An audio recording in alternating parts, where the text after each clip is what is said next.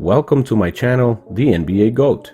My name is Paul, and I made this video to talk about some of the worst suspensions ever in the NBA. The NBA is a global league and one of the most popular leagues in the world. The players of the league are extremely popular worldwide as well, and to many young fans and kids they are literally idols. Young people following their favorite players will many times try to emulate their game as well as behavior they see in highlights and video clips. They follow their idols very closely and follow their every single move and article about them. It is much easier to do these days thanks to social media. There have been situations where some of those players did not abide by NBA rules and in that way hurt the league's profitability and popularity. Many times fans seeing those things take place feel cheated and hurt by their favorite players' behavior, fights, or drug use. Many times those behaviors end up in major suspensions and hurt the entire team as well. That is why I wanted to talk about some of the longest NBA suspensions and reveal what they were for. Hedo Turkoglu is one of the modern era players that has received a drug-related suspension which lasted 20 games. Hedo is one of the most talented European players of his era. He tested positive for steroids to boost his performance on the court. This happened in 2013 when Hedo took methanolone to recover from a nagging shoulder injury. Without checking if it was allowed, Turkoglu took a chance and it backfired. Turkoglu took full responsibility for his actions and admitted that it was not the smartest move he has ever made. The forward claimed that he failed to check it against the list of substances banned by the NBA. He would play 2 more seasons for the Los Angeles Clippers before retiring at age of 35. Another example of this kind of suspension for drug use was Joakim Noah, who got a 20-game suspension as well while playing for the New York Knicks. Since then, the NBA has increased the penalty from 20 games to 25 games to deter players from using even more. Even that has not deterred players like DeAndre Ayton, Wilson Chandler, John Collins, and others from being suspended for using PEDs. Kermit Washington, games suspended, 26 games.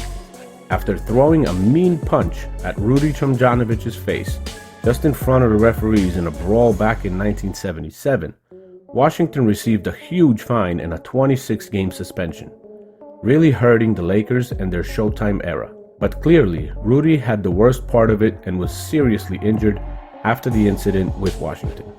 Rudy ran up to Washington to try to break up a fight that was already going on. Kermit, thinking that Tomjanovic was coming after him, not hesitating, threw a hard right hand right in Tomjanovic's face, breaking his nose and jaw. It took 5 months for Tomjanovic to get back on the NBA court, but he made a full recovery. Washington served a 26-game suspension, which at the time was the longest ever for an incident that took place on the basketball court. Ron Artest and Steven Jackson, total games suspended, 116. Artest and Jackson were both involved in the so-called Malice at the Palace.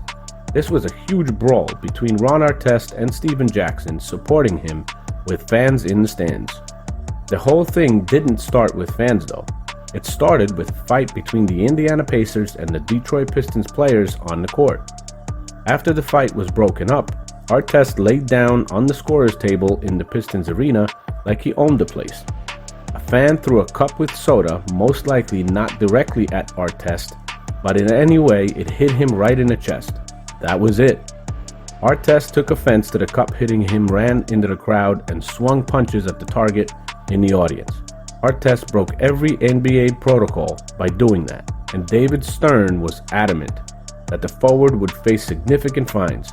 That was around $5 million in salary lost and a massive 86-game suspension.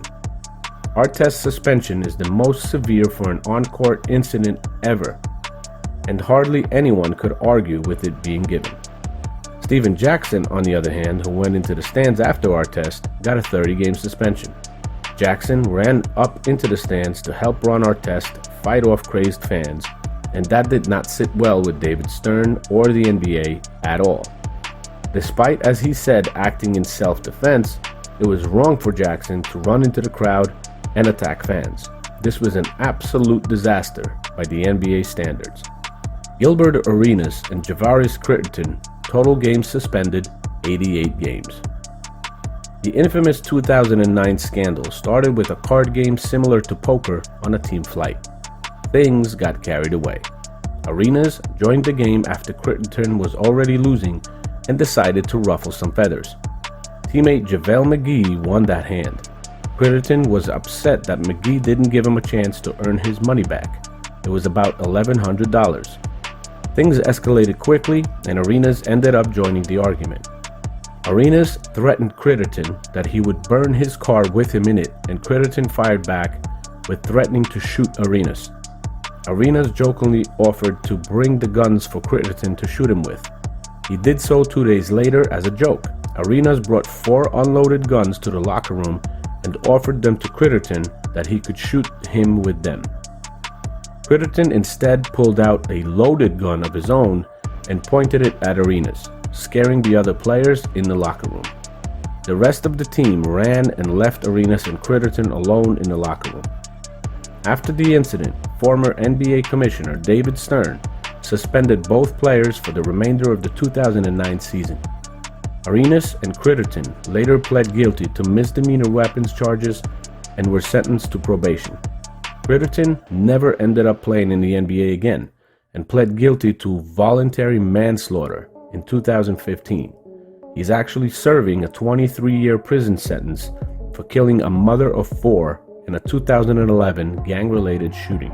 After a string of injuries, Arenas was out of the league after the 2011-12 season. Latrell Sprewell, total games suspended, 68. Sprewell had one heck of a career, a 24th overall pick in 1992 NBA draft. The 6'5" small forward made the all-rookie team by averaging 15.4 points and would make the 2 All-Star teams as a member of the Golden State Warriors. Using his solid, all-around game and offensive talent, Sprewell seemed destined for success. During his 3rd All-Star season, the forward did the unthinkable by attacking his own head coach.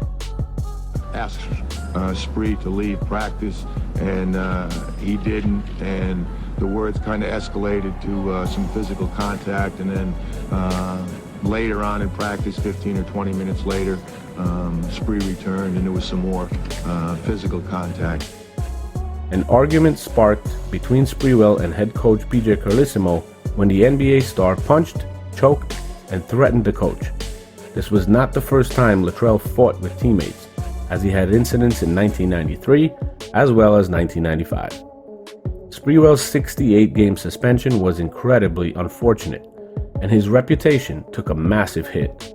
The forward would have been a bona fide all-star for years if he remained focused, as his talent alone led him to make a total of 4 all-star teams during 13 seasons, although he could have been greater.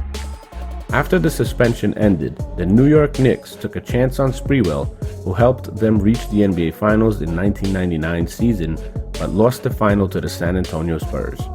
Latrell Sprewell rebuilt his reputation as a Knick, but after a few years with the Knicks, Spree got traded to Minnesota Timberwolves. On October 31, 2004, the Minnesota Timberwolves offered Sprewell a 3-year, $21 million contract extension, a substantial pay cut. Claiming to feel insulted by the offer, he publicly expressed outrage, declaring, "I have a family to feed." He declined the extension and the Timberwolves offered him nothing more. Having once more drawn the ire of the fans and sports media, Sprewell had the worst season of his career in the final year of his contract. In the summer of 2005, the Denver Nuggets, Cleveland Cavaliers, and Houston Rockets all expressed interest in signing Sprewell, but none ended up signing him. His final NBA game was on April 20, 2005, against the eventual champion San Antonio Spurs. O.J. Mayo, game suspended, 164. Even Ron Artest's role in the infamous Malice at the Palace brawl did not usurp O.J. Mayo's career-ending suspension.